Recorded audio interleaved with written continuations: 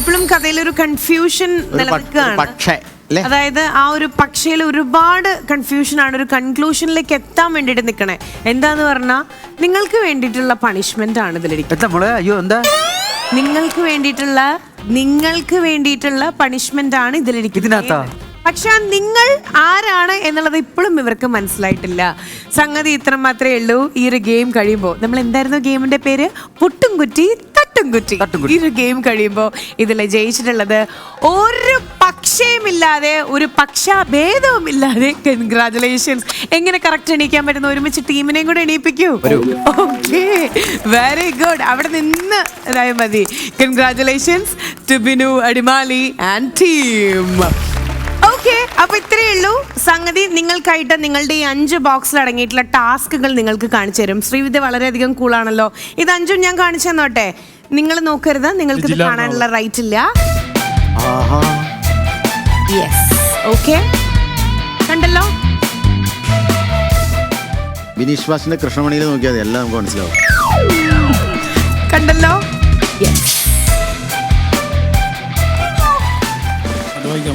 Okay, ഇത്രയേ ഉള്ളൂ. Simple ടാസ്കുകളാണ്. ഞാൻ ഇനി പതുക്കെ പിന്നിലേക്ക് വന്ന് നിൽക്കാം.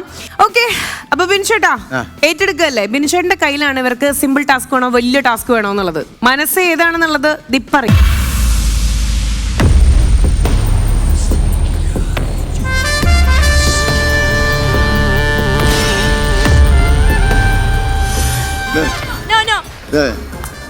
മതിയാ? നിനക്ക് വേണ്ടി ഞാൻ ജീവിക്കണേ, നിന്നോടാ ചോദിക്കണേ. ഇത് മതിയാ? അല്ലെങ്കിൽ ഇതാവാ? ഇത്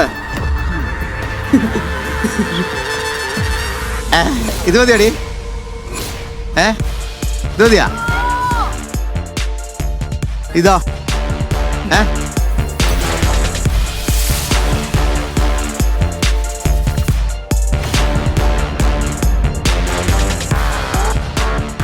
കുഴപ്പമില്ല, ചേട്ടന് ഇഷ്ടം.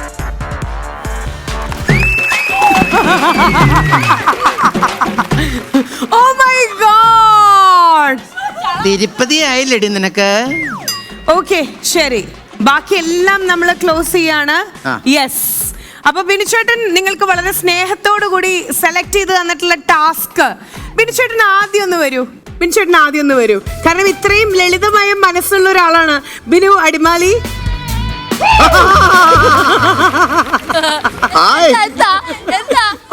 വായിച്ചെടുക്കൂ.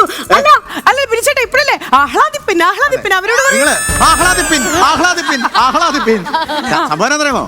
നിങ്ങളുടെ ചേട്ടൻ നിങ്ങൾക്ക് വേണ്ടി എന്താ കരുതിയിരിക്കുന്നതെന്ന് അറിയോ? പറഞ്ഞോടേട്ടാ. കർപ്പൂരം ഇങ്ങനെ കയ്യിൽ വെച്ചങ്ങ് കത്തിച്ചിട്ടങ്ങ് ആനന്ദിക്കുക.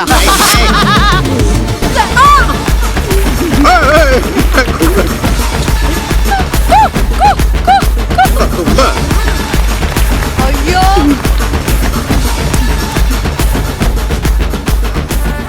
അപ്പോ ഗെയിമാണ്. ഫൺ ഷോ ആണ്. നിങ്ങൾ ആ ഒരു ഇതിൽ മാത്രം എടുക്കുക. കർപ്പൂരമാണ് കയ്യിൽ വെച്ച് കത്തിക്കുക. ഫൺ ഷോ ആയിട്ട് എടുക്കുക. അപ്പൊ എന്തെങ്കിലും ടാസ്കിലേക്ക് പിന്നെ വേറെ പ്രത്യേകത, കയ്യിൽ വെച്ച് കത്തിക്കുന്നതൊക്കെ കൊള്ളാം, കണ്ണീന്ന് വെള്ളം വരാൻ പാടില്ല. കാരണം ആരുടെയും കണ്ണീര് ഫ്ലോറിൽ വീണ് ഞങ്ങൾക്ക് ഇഷ്ടമല്ല. അത് പിന്നോടിമാലിക്ക് അത് ശ്രീവിദ്യ വരും.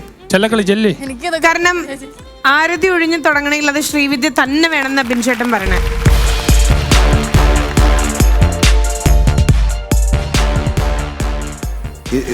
വലത്തെ കയ്യിൽ കത്തിക്കാൻ പാടായിരുന്നോ? വലത്തെ കയ്യിൽ കത്തിച്ചാ ചോറുണ്ണാൻ പറ്റൂല എന്ന് പറഞ്ഞു. ചോറ് ആരെങ്കിലും വാരി തരും. കത്തിക്കട്ടെ? തിരിച്ച് എനിക്കൊരു ചാൻസ് കിട്ടിയ മെഴുകുതിരി ഞാൻ കത്തിക്കും. അതൊക്കെ ആലോചിച്ചിട്ട് മാത്രം ചെയ്താ ഞാൻ ചെയ്യും. ഇടവേളയ്ക്ക് ശേഷം ഇന്ദുചൂടൻ തിരിച്ചു വന്നിരിക്കുകയാണ്. ഞാൻ ആരും കാണാത്ത ഭാഗത്തെ ഇതുവരെ ഉപദ്രവിച്ചിട്ടുള്ളൂ. പക്ഷെ ഇതങ്ങനെയല്ല. അതാ നീ ശ്രദ്ധിക്കണ്ടേ. ആരും കാണാത്ത സ്ഥലത്താണ് എന്നെ ഇത്ര നാൾ ഉപദ്രവിച്ചത്. പെട്ടെന്ന് കത്തിക്കേട്ടാ, അടുത്തെനിക്ക് ഒരു ഊളനെ കത്തിക്കാനുള്ളതാ.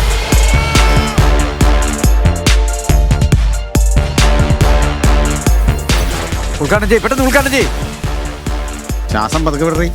ഇവിടെ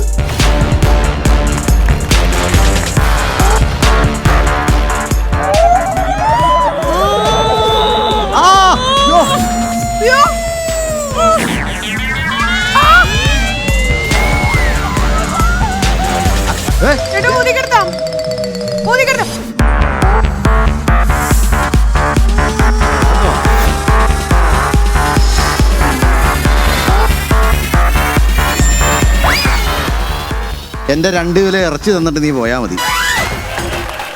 നൈസായിട്ട് ഫ്രീ ആയിട്ടൊരു പിച്ച് ഫ്രീ. ഇതാ ഇവിടുത്തെ തൊലി പോയിട്ടോ. നീ വീട്ടിൽ ചെന്ന് വെച്ച് എന്റെ വൈഫ് ബാക്കി ഇറച്ചി എന്തെന്ന് ചോദിക്കുമ്പോൾ ഞാൻ എന്നാ മറുപടി പറയും? ചേച്ചി എല്ലാവർക്കും വേണം, ഞാൻ സഹിക്കാം, പക്ഷെ ഒരാളെയും വെറുതെ വിടരുത്. ഇനി ഓപ്പോസിറ്റ് ഞങ്ങൾ എന്തെങ്കിലും ജയിച്ചാ മെഴുകുതിരി ഞാൻ കത്തിക്കും. അത് മൂട്ടിൽ വെച്ച് കത്തിക്കും. അതെ, പള്ളിയിൽ പോയി പറഞ്ഞാൽ മതി. സാധാരണ ഒരു ടീം മെമ്പർ പറയാ അപ്പൊ എനിക്കോ കിട്ടി ബാക്കിയുള്ളവർക്ക് കിട്ടണ്ടെന്നല്ലേ? ഞാൻ ഇവിടെ നിന്ന് എല്ലാവരുടെയും ഞാൻ നോക്കി. തങ്കച്ചൻ ചേട്ടനൊക്കെ തുള്ളിച്ചാടുമായിരുന്നു. ഇല്ല മോളെ, ഇല്ല മോളെ, ഒരിക്കലും അങ്ങനെ ചെയ്തില്ല മോളെ.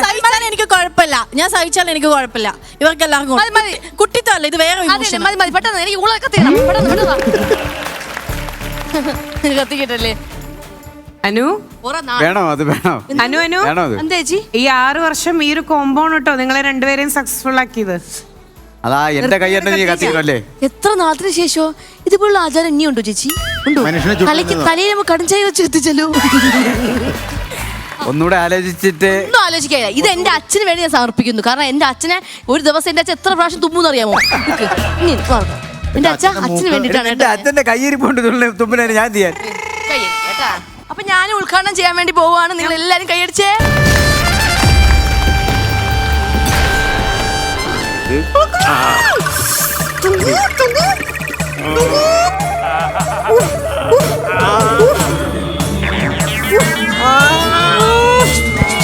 മതി മതി മതി.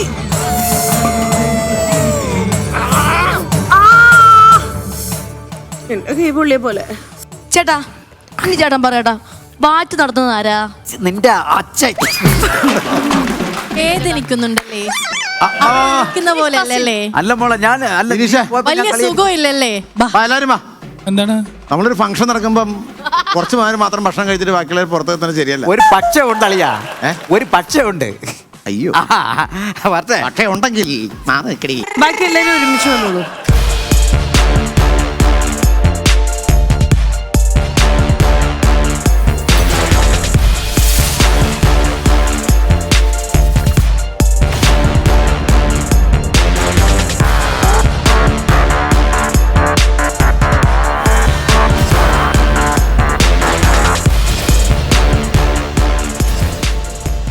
കത്തിക്കട്ടെ? ആ കത്തി.